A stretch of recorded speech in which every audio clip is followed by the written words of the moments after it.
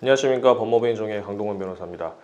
이번에는 지역주택조합 총회 결의 무효 확인 청구 또는 총회 효력정지 가처분에 대해서 말씀을 드릴 텐데요. 이거나 이거나 똑같은 겁니다. 하나는 본안 소송이고 하나는 이제 가처분인데요. 가처분은 말 그대로 임시로 뭘 처분을 하는 거죠. 정해놓는 거죠.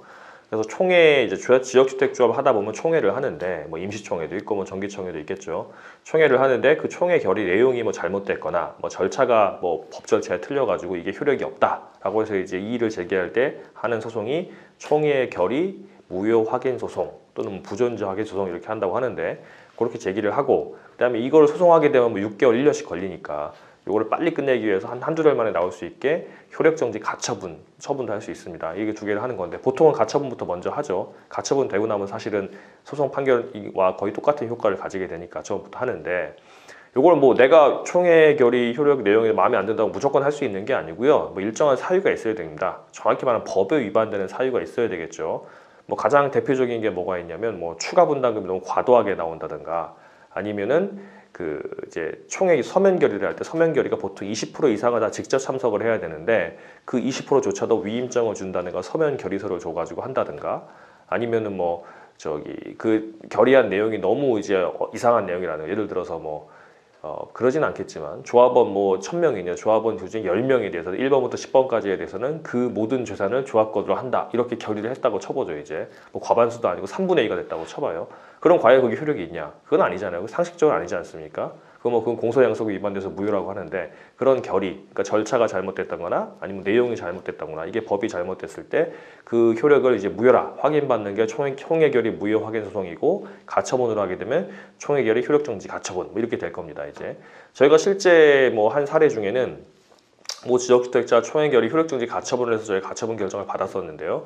그때는 총회가 이제 어떤 일반적인 총회 이제 의제도 있었고 또 임원을 새로 선출하는 내용도 있었는데 그 임원이 자격이 안 되는 사람이었어요.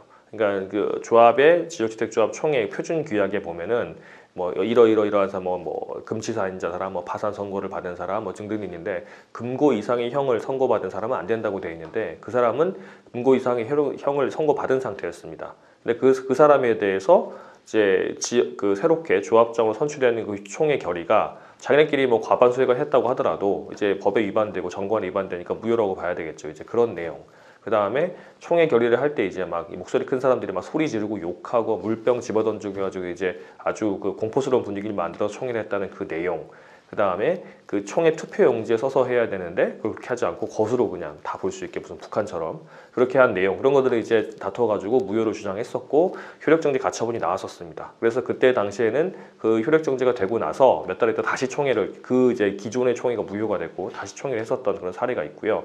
실제 이 건과 관련해서 문의하는 분들이 많아요. 그래서 총회 결의 효력정지 총회 결의 무효 확인의 소송을 한다든가 아니면 총회 결의 효력정지 가처분을 한다든가 할 때는 그런 뭔가 이제 법에 위반된 내용들을 파악을 하고 그 법에 위반된 위법사항을 토대로 이제 소송을 하게 되는 거죠. 이제 그래서 요거를 좀 다투시고 싶은 분들은 그런 총회 결의하는 데서 이제 그 절차적이나 내용적인 부분이 위법이 있는지를 다 알 수는 없으니까요. 이제 문제가 되겠다 싶은 것들을 확인을 해서 이제 변호사 도움을 받으시면 되겠습니다.